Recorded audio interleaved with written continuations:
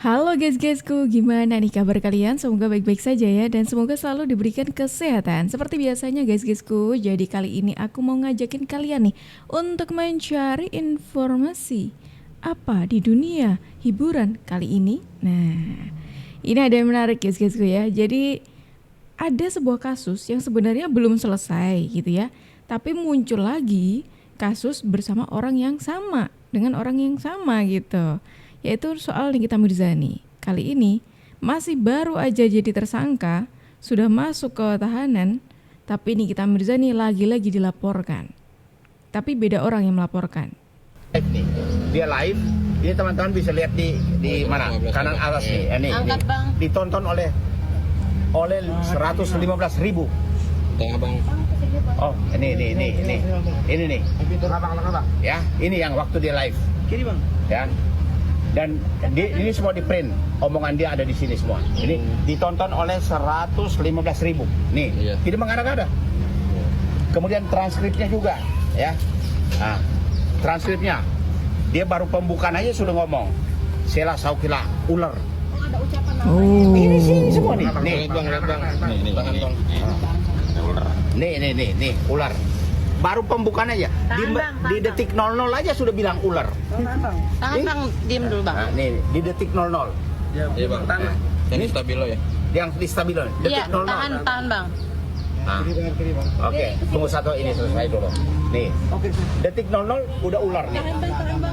Nih, dia sudah bilang ular. Ah, Ini made in Korea, jauh berbeda. Punya Rahma ular, oh ini yang dimaksud teman-teman. cair. Tuh, nggak ada serum begini nih. Nggak ada.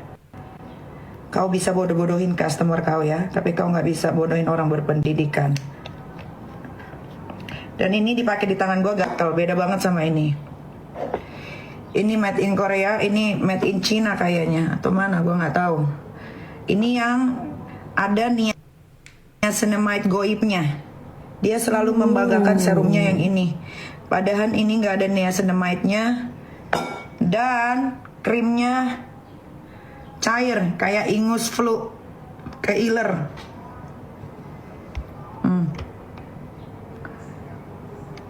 Nih lihat, beda kan? Teksturnya beda teksturnya. Ini kalian pakai di muka, percayalah. Muka kalian jadi beruntusan, merah-merah. Dipakai dalam jangka waktu yang panjang, ini bisa mengakibatkan kanker kulit. Terus tadi kalian lihat ya, saksi ya, baru unboxing udah ada apa nih namanya, kristal-kristal menumpuk di sini nih. Pas baru unboxing dibuka, ini ada kristal-kristal menumpuk. Ini udah pasti jelek, nggak mungkin. Kalau bagus produk, saat kita unboxing, kita buka nggak ada serpihan-serpihan bubuk kayak begini. Nih, serpihan-serpihan bubuk. Oh, ternyata video itu teman-teman ketika Nikita Mirzani itu live, tapi kayaknya nggak tahu ya niatannya kayak gimana. Cuma ini kan live-nya sudah sebelum Nikita Mirzani ini masuk penjara. Kenapa kok nggak dari kemarin-kemarin dilaporkannya? Kenapa kok baru sekarang? Ketika Nikita itu sudah masuk penjara, itu baru dilaporkan. Dan ini ada komentar menarik nih teman-teman ya. Coba kita baca. Ini bukan pencemaran nama baik, tapi himbauan kepada masyarakat agar jangan gunakan produk yang berbahaya karena merusak kesehatan kulit. Nah, emang masuk akal sih sama apa yang dikatakan oleh Nikita Mirzani tadi. Bisa jadi tujuannya Nikita waktu itu bukan untuk pencemaran nama baik, bukan untuk menjatuhkan produk, bukan juga. Cuma memang itu himbauan kepada masyarakat, ini hati-hati loh gitu, apalagi dengan maraknya skincare yang harga murah tapi katanya di dalamnya itu ada hal-hal bagus lah pokoknya, kan itu juga perlu dipertanyakan gitu. Karena kan mau gimana pun juga ibu aku kan pahlawan aku ya, bukan. Ini perdana Loli muncul lagi ya di, kalau ini kan ngomong ya, kemarin itu aku lihatnya waktu live bukan hanya pahlawan Ini aku, tapi tanpa pahlawan di-blur, keluarga sebelumnya kecil di-blur. kita, keluarga pahlawan adik-adik aku juga. Karena kan kalian bisa tahu sendiri, ibu aku ini kan single fighter, single mom, tidak pernah mempunyai sosok suami. Jadi kan harus mencari semuanya sendiri, gitu. Jadi pasti gak ada sosok Mimi tuh pasti adik-adik aku terutama ya pasti merasa kehilangan. Karena kan pasti mereka kan, apalagi kan umur mereka masih segini, beda jauh sama aku ya. Mereka kan pasti masih butuh pelukan seorang ibu, masih butuh kehadirannya, manja juga. Apalagi kan adik-adik aku ini kan manja banget. Kadang kan juga tidur apalagi abang tuh walaupun umur segini juga masih tidur bareng sama Mimi gitu, belum mandiri. Jadi ini nih yang paling manja nih gitu. Jadi buat Mimi, dan setiap hari aku selalu doain buat Mimi di dalam sholat aku sih ya, semoga dengan masalah yang sekarang Mimi lagi hadapin semoga cepat selesai. Karena kan Mimi kan lagi berhadapan sama orang rese ya, sama orang rese banget, nggak bisa banget diem gitu ya. Jadi harus bener-bener kuat, semoga Mimi kuat, karena Loli tahu Mimi kan emang selalu kuat gitu ya. Iya. Sehat juga, semoga Mimi diberi kesehatan, semoga Mimi diberi kekuatan yang sangat-sangat kuat sama Allah, semoga bisa kumpul lagi bareng sama kita, bisa ya kebersamaan itu sih pastinya paling penting. Iya. Nah, itu pengakuan atas ulangi. Itu doanya Loli untuk ibunya Nikita Mirzani yang saat ini tengah menjalani hukuman gitu ya. Karena kasus yang belum selesai juga masalah skincare itu teman-teman, dari Dr. Reza Gladys.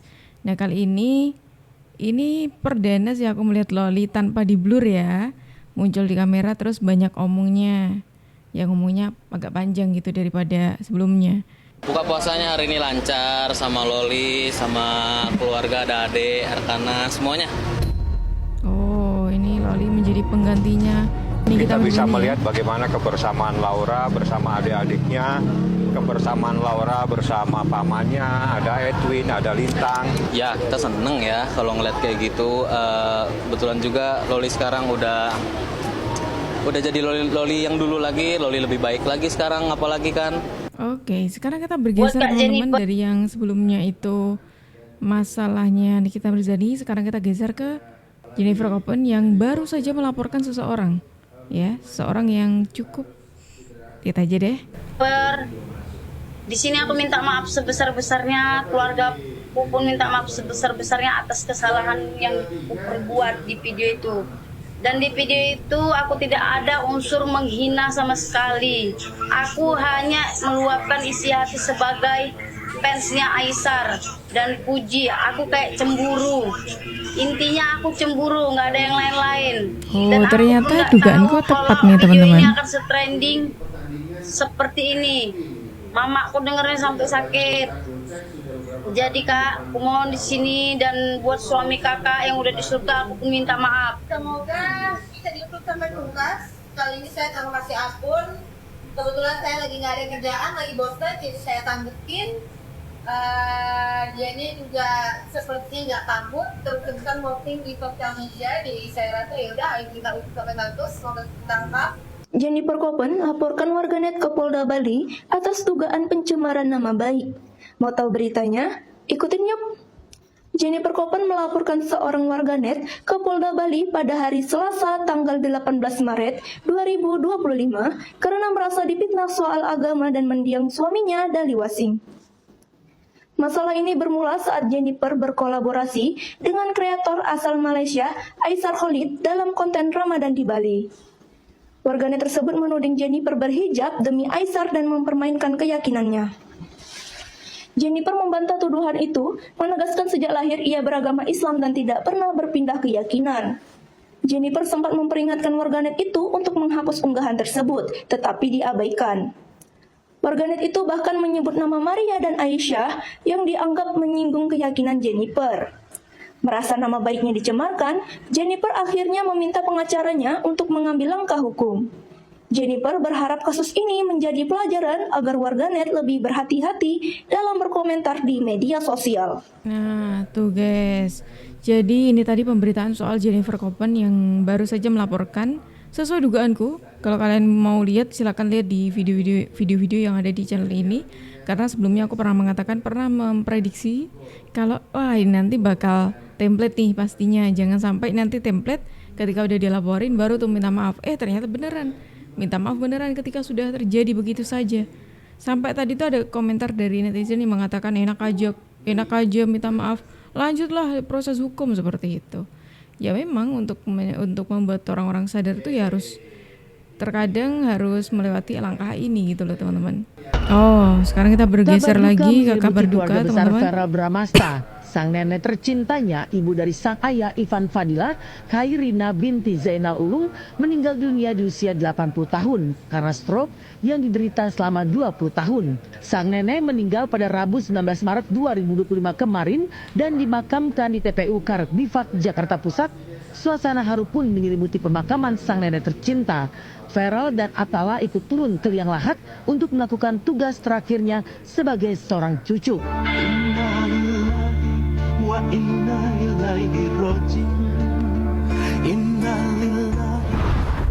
Pertama mungkin karena penyakitnya sudah cukup lama, jadi eyang mama itu kalau teman-teman mengikuti jejak digital saya dari dulu ya kan sering menghabiskan waktu sama eyang mama tuh ketika bulan suci. Eyang mama udah mengidap penyakit short term memory loss. Jadi ingatan-ingatan jangka pendek itu sering lupa, yang diingat itu ingatan 10 atau 20 tahun yang lalu. Jadi setiap kali ketemu saya, hal pertama yang selalu diucapkan adalah cucu eyang yang cakep ya, yang bahasanya tuh cantik. Karena kalau orang zaman dulu itu kan ngomong ganteng itu cantik, apalagi kan orang Medan ya, orang Medan. Lalu 2 menit setelah itu selalu nanya, udah nikah belum Verrel? Ini cucu eyang yang ganteng ini udah nikah belum?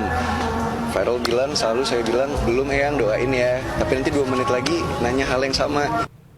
Tadi ternyata neneknya dari Verrel Bramasta, dari sang ayah, itu sudah dipanggil sama Yang Maha Kuasa. Dan tadi Verrel juga menceritakan sedikit tentang kenangannya dengan almarhum neneknya. Sangat membekas pastinya gitu ya. Dan apalagi saya dapat informasi juga kalau Verrel merasa agak sedikit bersalah karena belum sempat mewujudkan keinginannya dari sang nenek, keinginan terakhirnya untuk buka puasa bersama. Karena kebetulan masing-masing dari Verrel ataupun ayahnya ataupun adiknya kebetulan memang sedang ada kesibukan seperti itu teman-teman. Ya turut berduka cita untuk Kak Verrel dan keluarganya. Semoga almarhum ditempatkan di tempat yang indah dan keluarga diberikan ketabahan. Kali ini ada lagi teman-teman yang menarik informasinya, lagi-lagi soal melapor, tapi bukan Jennifer Copen. Kali ini ada artis yang melaporkan seseorang karena penggelapan dana. Nah ini dia. Puji ternyata. Puji yang dikabarkan juga sedang dekat dengan Verrel membuat laporan. Bang, ada kamera bang, depan bang. Udah. Oke, jadi agendanya hari ini kita sekaligus mau menunjukkan beberapa bukti yang mau kita konsul dulu. Terus kemudian bila mana memang sudah lengkap, yang mungkin akan membuat laporan hari ini. Gitu. Kasusnya dugaan apa Bang? Dugaan apa Bang mungkin? Jadi ada mungkin rekan kerja yang ada kerja sama Puji, dia sudah menjalankannya, tapi sampai sekarang belum ada pembayaran sama sekali. Agensi. Kerugian berapa tuh? Nanti kita lihat. Oke. Ya lumayan. Agensi itu udah berapa lama? Berapa lama mungkin Uji? Nggak sebanyak yang kemarin, yang kasus kemarin, cuman ada sangkut pautnya sama yang kemarin. Sebenarnya aku nungguin etikat baik sih ya, tapi nggak di WhatsApp, terus nggak bisa dihubungin lah, jadi ya udah dalam hukum aja. Saya udah kirim somasi juga kemarin. Berapa kali informasi bang tadi? Baru sekali, ya tapi belum ada jawaban. Jadi mungkin kalau misalnya memang sampai diperlukan kita harus memberikan informasi berikutnya. Kalau nanti dari pihak penyidik menyampaikan masih menunggu informasi berikut, ya mungkin kita akan schedule untuk buat laporan. Tapi kalau hari ini mungkin sudah cukup, ya kita akan buat laporan hari ini. Oke. Untuk sobat ini sendiri Nggak tahu ya kalau tante lihat sih. Siapa nih? Ini Oh, ini neneknya dari Feral Bramasta. Ini nenek dari ibunya sepertinya ya. Dari wajahnya kelihatan mirip dengan ibunya Feral gitu soalnya. sih ya sopan, kadang-kadang tante lihat ini pikirannya tante ya. Ngomongin soal Fuji Kan kadang-kadang maksudnya. foto itu bisa diedit-edit. Nah, mungkin seperti itu, ada beberapa gambaran, nggak terlalu percaya sih itu karena banyak yang diedit ya gitu. Kemarin sempat main bowling. Ya kalau main bowling iya, tante tahu kok, cucu tante tuh ini tahu sopan santun gitu. Enggak sih, kalau itu kan sebagai temannya Feral memberi, karena ini suasana mau lebaran ya itu bentuk sopan santun sebagai teman, kasih sayangnya tuh udah kelihatan gitu. Bentuknya itu ya karena pas lebaran perhatian. Nah itu, jadi kan kalau kita lihat positifnya ya memang itu jadi bentuk berteman aja masih. Selanjutnya kalau kedepannya lagi kan kita doakan aja. Iya, ya semoga aja. Pokoknya ini kita ini yang terbaik untuk Fuji dan Feral gitu kan. Jadinya saya sebagai neneknya tuh hanya mendoakan. Ini ya pastinya soal udah pengen, Feral tuh kan seneng anak kecil ya. Jadi dia seneng anak kecil, dia seneng, pokoknya orangnya tuh penuh kasih sayang Feral itu. Jadi dia kalau punya istri kelak, istrinya harus bisa mengimbangin itu. Oh, ini ada komentar dari neneknya Feral nih, teman-teman ya, yang membahas soal Fuji. Terus ya mendoakan juga lah yang terbaik untuk Feral dan Fuji. Di sini juga neneknya membocorkan nih, Feral tuh karakternya orang yang seperti ini kayak gitu. Ya menarik nih, kemarin tuh soalnya sudah ada respon dari Vena Melinda, ibunya Feral, bahkan sudah ngirim makanan juga untuk keluarganya Fuji. Terus kemarin Fuji sudah diajak buka bersama juga dengan keluarganya Feral. Kayak apakah ini sebuah tanda-tanda? Gimana kalau menurut kalian? Silahkan tulis pendapat kalian di kolom komentar ya teman-teman semuanya. Terima kasih karena kalian sudah menemani aku dari awal sampai akhir. Aku Jup pamit undur diri. Sampai jumpa.